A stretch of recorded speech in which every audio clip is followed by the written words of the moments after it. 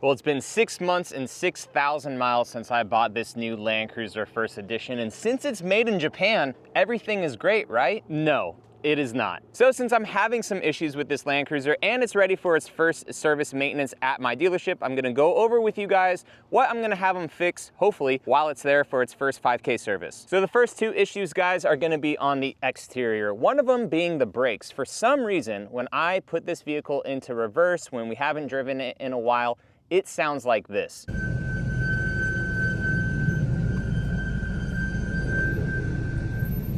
Now that's wild because this is a $73,000 vehicle. I live in a relatively nice neighborhood, and when I back this thing out of my driveway, it sounds like an old hoopty. So I have no idea what's going on. This is an issue with Tundra, Sequoia hybrids. I believe GXs also have this issue. It just sounds like the brake pads are screeching on something, and I don't like that. There is actually a TSB now for both the Tundra and Sequoia, I believe. So I just want to make my dealership aware of that with this Land Cruiser, and hopefully there's a fix coming soon down the line from Toyota. Now the next bit is coming from somewhere right here. When we went on road trips with this vehicle before it was kind of lifted up and everything, there was this howling sound that was just coming from somewhere in this area. Now this is definitely at highway speed, so I don't experience it too much where I live here in Destin, but at about 70 to 75 miles an hour on the 10 freeway, especially if it's super windy outside, just right here on the passenger side, it sounds like kind of in the speaker area, like actually in the vehicle, but I know it's coming from somewhere here outside, so I'm not sure if it's this cowl right here, or maybe the windshield isn't seated properly. So hopefully the dealership can, one, mimic it because it hasn't done it in a long time, but two, maybe blow some air in here and see if the windshield itself isn't seated properly, like to the A-pillar. Before we take it to the dealership, I do need to wash this thing up because I don't trust them at the dealership to not scratch it. Which leads us to today's video sponsor, Giraffe Tools.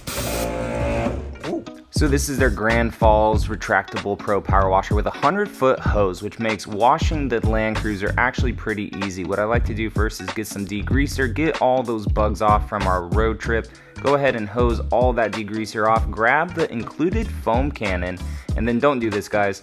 That's too much pressure.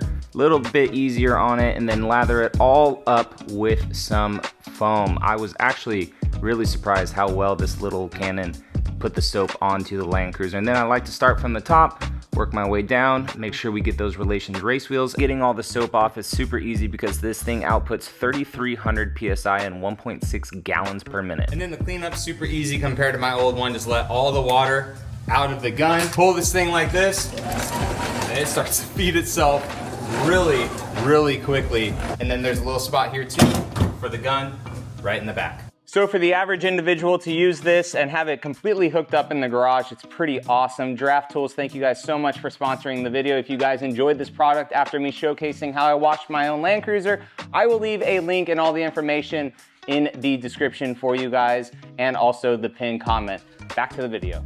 Well, now that the exterior is all cleaned up and I let you guys know what was going on with it, let's go ahead and go on into the inside where just have a few issues. This one, nothing wrong, just when I purchased this vehicle, it was a demo vehicle, and for some reason, the memory seats weren't set up. So if you hear it, it just beeps the whole time. And I don't feel like going into the manual to really figure it out, because even when I press this stuff right here, it's not allowing me to set the actual seat. So it's my wife and I, she's super short, and I'm much taller than her, so it would be nice to get this all set up. So this is gonna be something that I want them to just program, I guess, and get it ready. This is a PDI thing, but apparently this wasn't done when this vehicle was a demo vehicle. So if you're new to my channel, you may not know my whole Tundra saga that I had with wind noise and creaks and rattles and all that stuff in the vehicle. These are expensive cars, so when things creak and rattle for me, it's very annoying. This is a Land Cruiser First Edition, the top of the line with everything on it. So certain creaks and rattles, plastic on plastic, I do not like. And some people say, John, turn up the radio. No, it's an expensive vehicle and I want Toyota to get it right. So when these vehicles have pride of being made in Japan and stuff and shipped over here overseas, and this is a global car, I want to make sure that these things, you know, are fixed within the first model year so people don't have these issues. That being said, my last two things are some creaks and rattle stuff. My seatbelt right here on the A-pillar, there's something loose inside of it. again on road trips, which it's gonna be hard for my dealership to replicate a lot of this stuff, which is rather annoying with where we live. But when I'm going down the highway, I do hear this kind of like just shaking inside, especially too when I go over some bumps sometimes. Something here like inside of this A-pillar where the seatbelt holder is, only on the driver's side, not on the passenger side, rattles. And it's rather annoying because it's right here at your ear. Can I turn up the radio? Yes. Do I want it fixed also?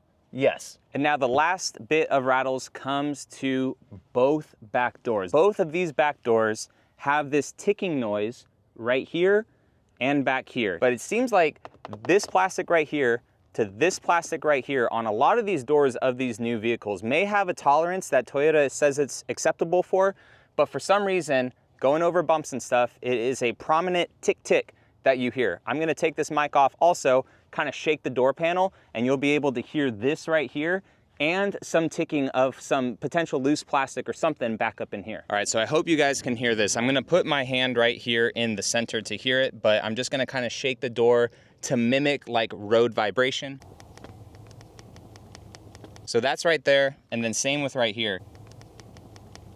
So that is with this vehicle on both sides. So hopefully the dealership can pull these door cards off, see if something's loose up in there, or maybe just put some extra padding right here. But again, it's an expensive vehicle. I don't like creaks and rattles on vehicles. Can I turn up the radio? Again, I can. However, I just want this taken care of because it's just probably something loose back behind the door card. Now also take a listen to my Tacoma's rear passenger door.